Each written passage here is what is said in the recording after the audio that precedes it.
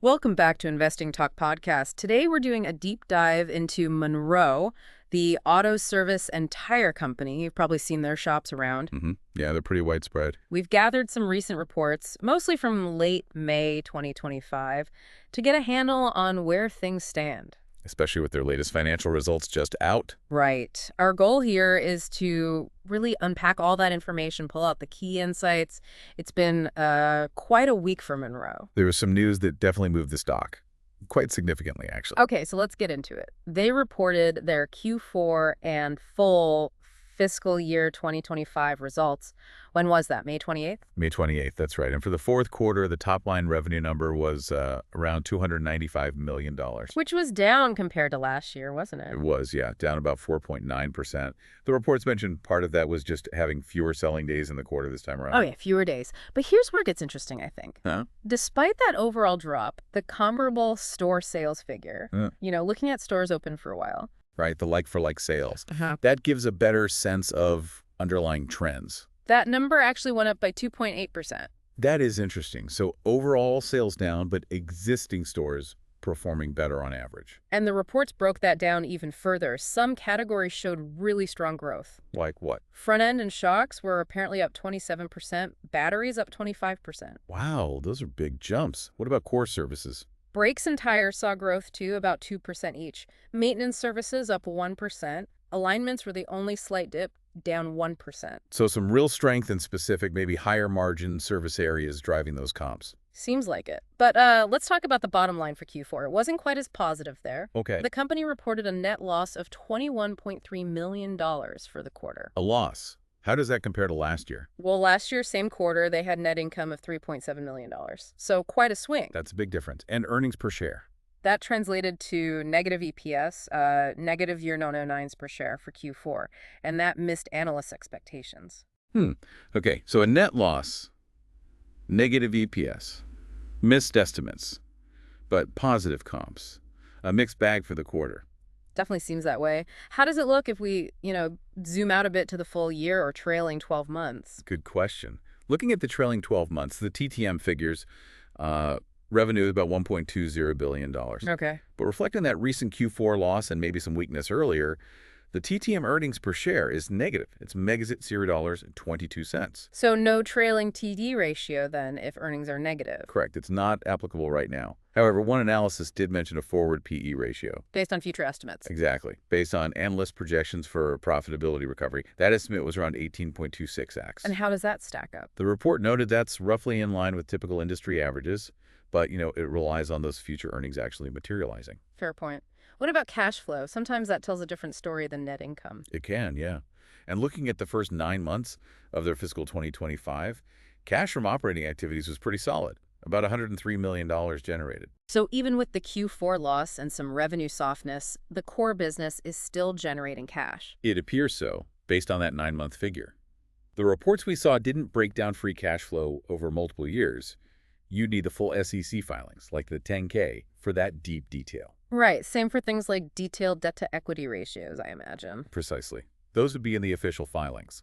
And with the TTM net loss, metrics like return on equity have likely dipped below peers who are currently profitable. Okay, so that's the financial picture. Let's talk about Monro itself, the business.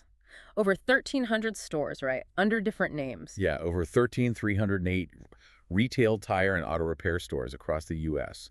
They operate under quite a few different brands. What are seen as their main advantages in this market? Well, a big one is just that huge physical footprint. It offers convenience for customers and helps build local brand recognition. Makes sense. Get your oil changed, maybe buy tires later. And that leads to the second point, their broad service offering. Tires, brakes, maintenance, more complex repairs.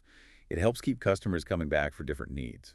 One-stop shop potential. Any potential downsides mentioned? Well, while their scale could lead to cost advantages, the reports did flag recent pressure on margins, higher material costs, especially for things like tires, and maybe using promotions to keep traffic coming in. So maybe not fully realizing that scale benefit on the profit line right now. How do they fit into the industry picture? They seem positioned as, an established player, maybe a strong regional leader in many areas, focusing on that auto service and tire niche.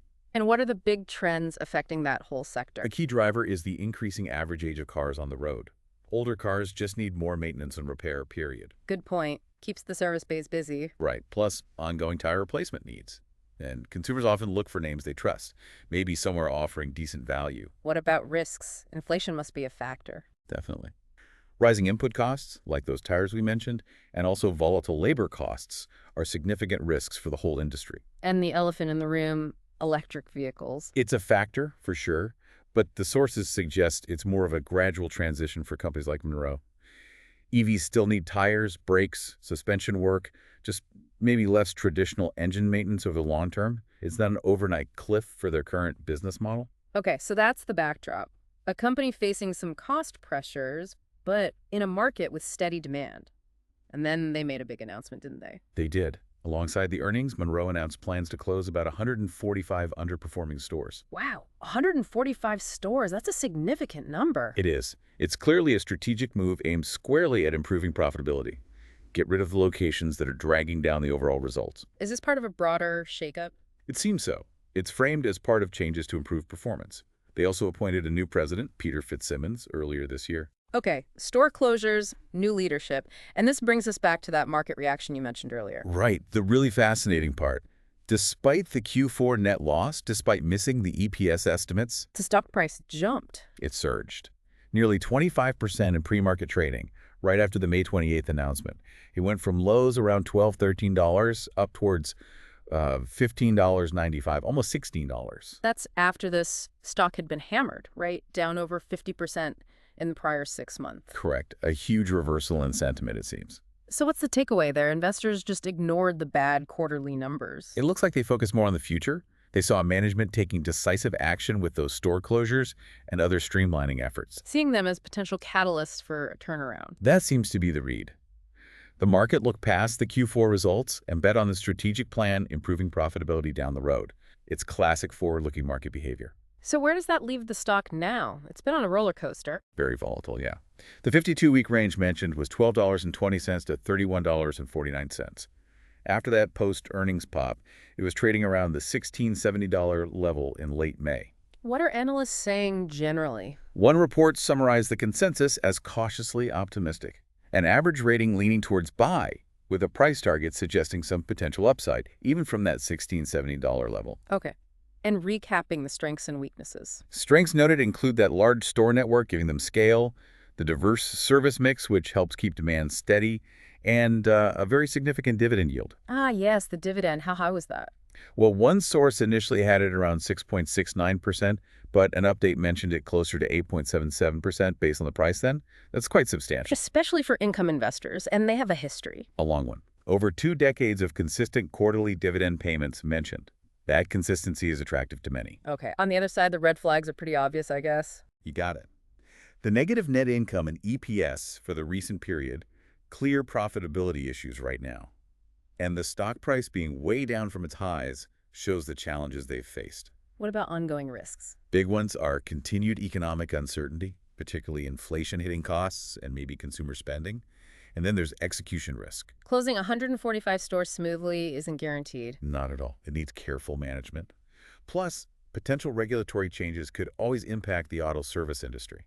But there are opportunities too. Sure. Focusing on those high-growth, high-margin categories like shocks and batteries, where they saw strong comp growth, and leveraging that dividend history to keep income investors interested. How do they stack up against competitors, like an AutoNation or maybe TBC?